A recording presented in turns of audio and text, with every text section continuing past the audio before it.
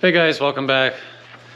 Well, today I wanted to go over my outdoor wood boiler. I've had it 6 months now, 6 months of runtime that is. I wanted to go over, review my pros, my thoughts on it, how it's been so far, if I would change anything, if I, and so on.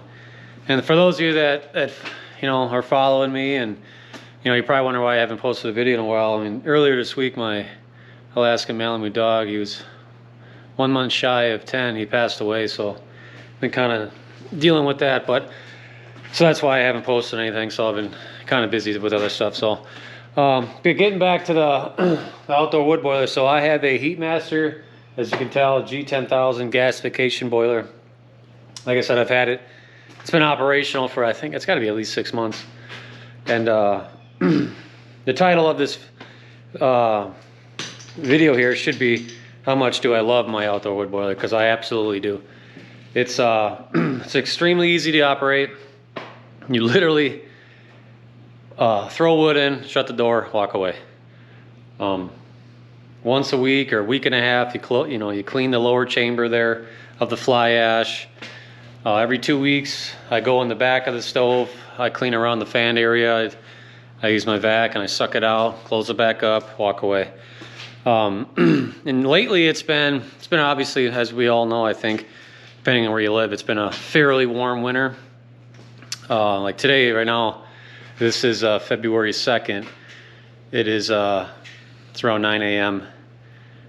It's in the 30s already. Sun's not out. It's overcast. At night, it's in the mid 20s or so.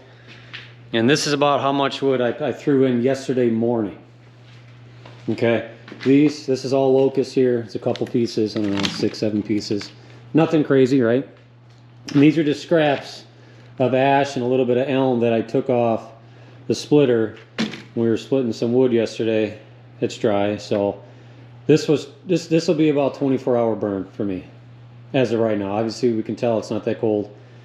And I'm heating around 7,500 square feet, so this is all I would need for 7,500 square feet. That's the house, the hot water tank, my 2,500 square foot shop, my 2,000 square foot garage, my attached garage, which is, it's not very big, 400 square feet, my little over 3,000 square foot house. So, and I haven't had to run the snow melt because we haven't had any snow in the last couple of weeks, but we're supposed to get some snow tomorrow. So, but this is all I would need for about 24 hours. So yesterday I filled it with about what you see, but I didn't add any good wood. It was just scraps. I probably put, I don't know, 1 wheelbarrow full of just scraps, and I just came out this morning, and it was still, above temp, wasn't running. Hasn't ran since I've been out here for 2 hours. It's about to go into a burn cycle, but I checked inside. There's still plenty of wood to probably get me through half the day. But I'm gonna stir it up in a little bit here, and then I'll throw in what I need, and that's about it. So, but all in all, it's when I first got it, the low water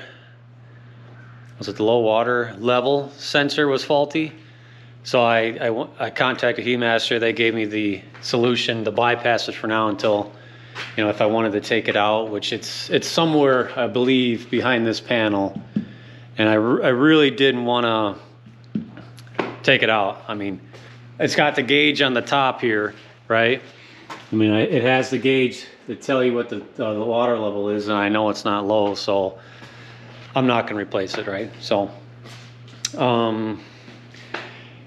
if you have followed along, my original nozzle where the burn goes down into the gasification area is faulty. My previous videos, I replaced it, put the new one in, and it's been fine ever since. Now it burns really good, like probably how it's supposed to. So it's had its faults, I guess. I mean, I don't think they sell a lot of the big units like you see here, the G10,000, and that's probably why, maybe. I know the 4s and the 7,000s are very popular, but whatever. So you're gonna have a couple things here and there, but other than that, it runs phenomenal. I can't say enough about it. At first, it was like a learning curve. I would always come out and check on it, make sure it's burning. I didn't want it to go, run out of wood or whatever, be concerned it'd be hard to restart a fire, because I hear those stories of people that have the gasification. It's hard to keep a coal bed and da da da da. Well, I haven't had any of those problems. And I think it's because of my quality of wood. I have, and a lot of you out there are gonna be like, why do you split your stuff so small? Because it works, that's why. You know, it's dry. It creates good coals, but I also burn, you know, really good hardwoods. Locust, to me, since I've been burning locust now for the last month, that's the best wood by far. It's better than oak, and you guys can argue with me about that, but I do wood for a living, so I know. You can look up stats if you want for BTUs and whatnot, but it's a good dense wood. It creates phenomenal coals. It burns great. It burns long. I mean, oak is good, right? We all know oak is good. But to me, locust is a little bit better. I probably put a quarter less locust in than I would oak. And I got 5 full cords of oak for next year. So, I mean, it's still good, but I prefer locust. I do now, at least. But if I can do both, I'll do both. But, so, for me to keep, getting back on task, for me to keep a good coal bed, it's not hard. So the last couple months, I really haven't come out, checked on it. I mean, occasionally I'll go on my web page to check what the temp is, you know, just to make sure it's good. But otherwise, I can see the boiler if it's flashing from the house, so I can, and I got cameras everywhere, so I can see it. But I don't really think about it anymore. I come out here at, you know, 7, 8 in the morning or whatever time before work. I come out here right after I put the kids to bed at like 7:30. That way I don't have to come back outside again if I'm home. I put wood in there. You know, like I stir it up, I put wood in, shut the door, and I walk away. And I don't even think about it. So in that aspect, I love it. You know, everything else runs the way it should. So if you have it and you have the wood prepared and you don't mind coming outside, whether it's raining, snowing, -20, whatever, and you spend 5-10 minutes putting wood in there, shut the door and walk away, then it's for you. If you're one, because we used to be one that would burn in the house, in our wood stove in the house, and we would go through 5 full cords a year. And as you know, the whole house isn't warm. It's just not, right? That initial room and the adjacent rooms are probably pretty warm, but that room's going to be the hottest. If you have an upstairs and you don't have a way to get that heat up there unless you're circulating your furnace fan or whatever, which now you're running an additional appliance or whatever, that's kind of defeating the purpose, right? So, but it works, you know. Well, like I said, we used to do it. It would heat our whole house, but then you're almost a slave to that every day, all day. You know, if you want to keep the fire going, because I don't care what kind of wood you're using or the efficiency of your stove, you still got to feed it every 5 to 6 hours, maybe more, depending on how cold it is, right?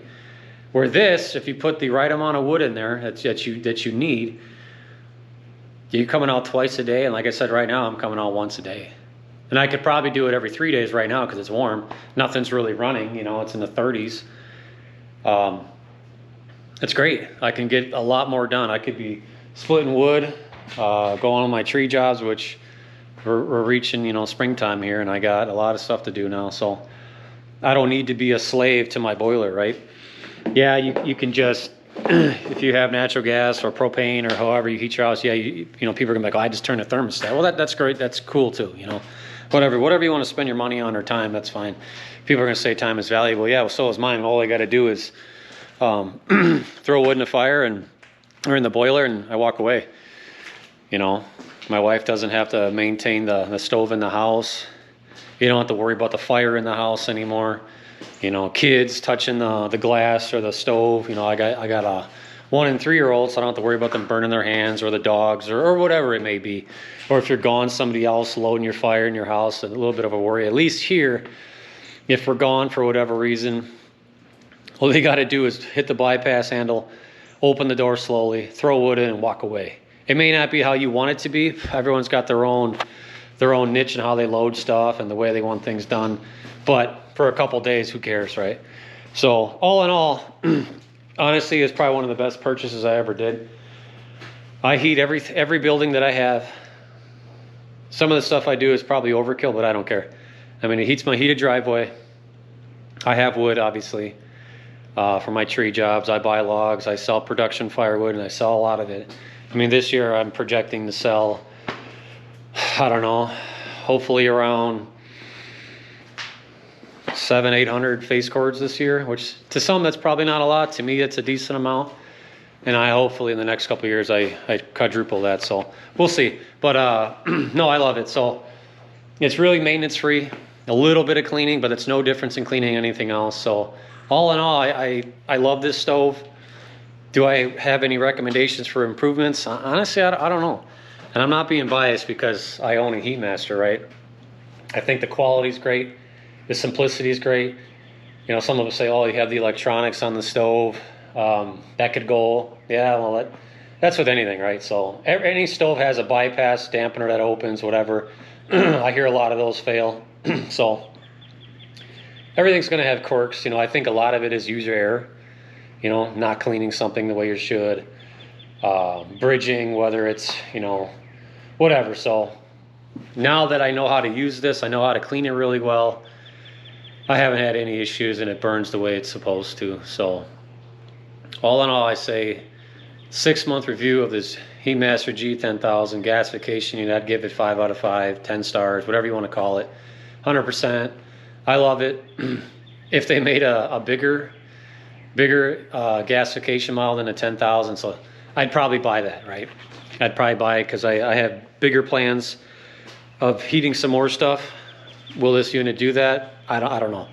So HeatMaster, if you're listening, if you're going to eventually make a bigger gasification unit and need somebody to try it out, I'd be more than happy to do that. So, because I have plans to heat more stuff down the road. So, but yeah, no, all in all, I love the machine. It's easy to use. Anybody, if you guys have any questions on the 10,000, how I do things, or you want to see something else, if you're not subscribed and you want to see it, you can check my other videos. I've done a fair amount on my boiler here.